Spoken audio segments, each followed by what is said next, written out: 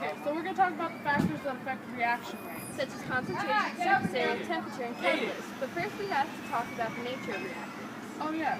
So the nature of reactants depends on whether the reaction will go fast or slow.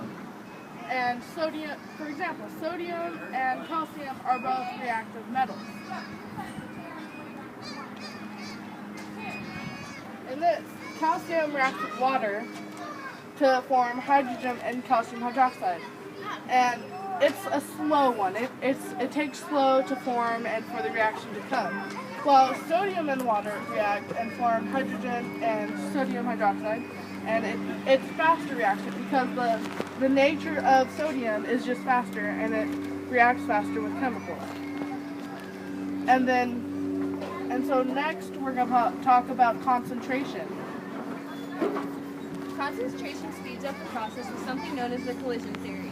The more particles there is in a solution, the more collisions that will go, making the reaction rate faster.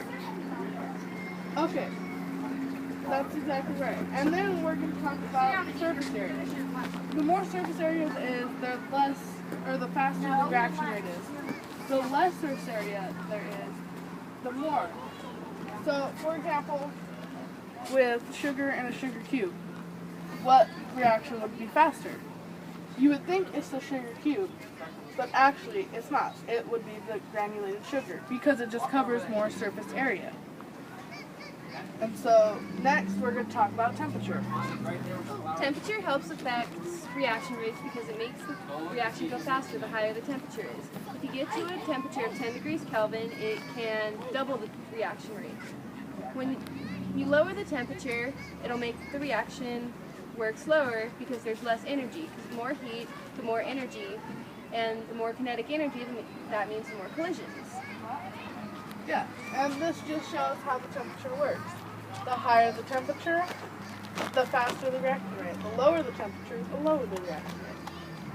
And so then there's catalysts. Now, catalysts are something that affects the chemical reaction, but does not completely dissolve or disappear in it.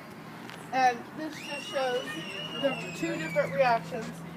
The red one is an uncatalyzed reaction, and it's higher and it takes more energy to use.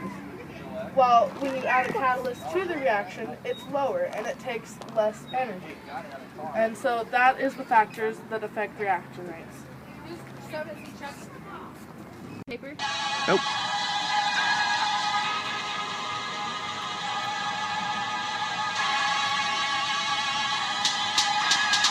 Hey kids, go away. Who you think you're messing with? I'm the teacher here. Now go and sit. You wanna know the lesson I have for today? It's the factors that affect reaction rate. There is concentration and temperature. Just don't forget the surface area, that's for sure. Let's start with getting into the concentration. Now listen here, note that conversation. What happens when you add more to the solution? The particles go and set the distribution. They go around and the collision numbers vary. That's how concentration affects reaction rate. Now it's time to move on to a different topic. How about surface area? Yeah, we're gonna rock it. If you take a solid and break it into pieces, What will happen to the rate? oh, it reduces. Now it's time to move on to the temperature. So let's see what has to endure. Temperature works with something called collision theory. The heat raises the collision and increases their energy. The energy can be so strong that it can double the reaction rate. See, this stuff is really cool. So don't hate. Stop it.